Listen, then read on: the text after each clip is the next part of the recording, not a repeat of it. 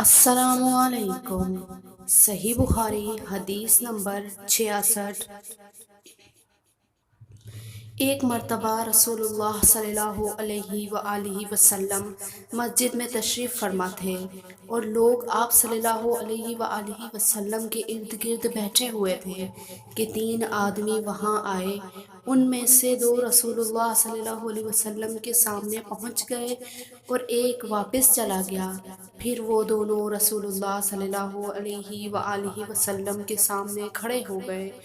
اس کے بعد ان میں سے ایک نے جب مجلس میں ایک جگہ کچھ گنجائش دیکھی تو وہاں بیٹھ گیا اور دوسرا اہل مجلس کے پیچھے بیٹھ گیا اور تیسرا جو تھا وہ لوٹ گیا۔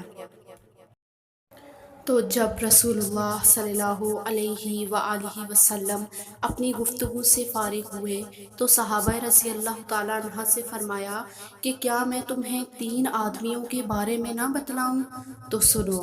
ان میں سے ایک نے اللہ سے پناہ چاہی تو اللہ نے اسے پناہ دی، اور دوسرے کو شرم آئی تو اللہ نے بھی اس سے شرم آئی اور اسے بھی بخش دیا، اور تیسرے شخص نے منہ موڑا تو اللہ نے بھی اس سے منہ موڑ لیا۔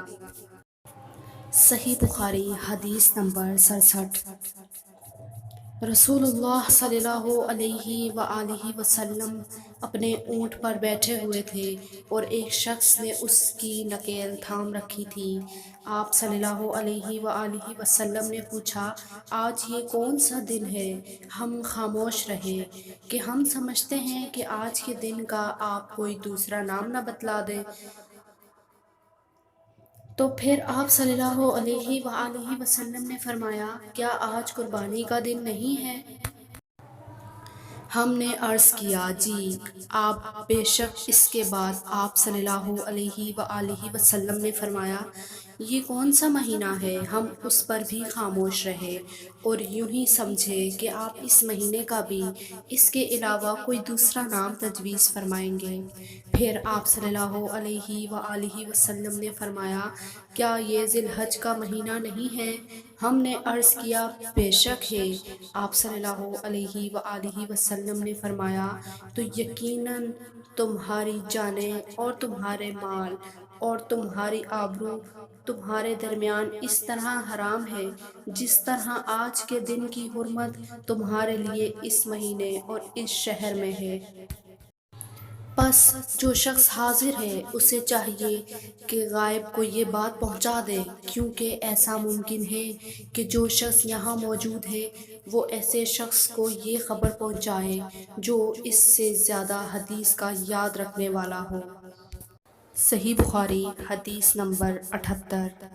اور رسول اللہ صلی اللہ علیہ وآلہ وسلم نے ہمیں نصیحت فرمانے کے لیے کچھ دن مقرر کر دیے تھے، اس ڈر سے کہ کہیں ہم کبیدہ خاطر نہ ہو جائیں۔ صحیح بخاری حدیث نمبر 69۔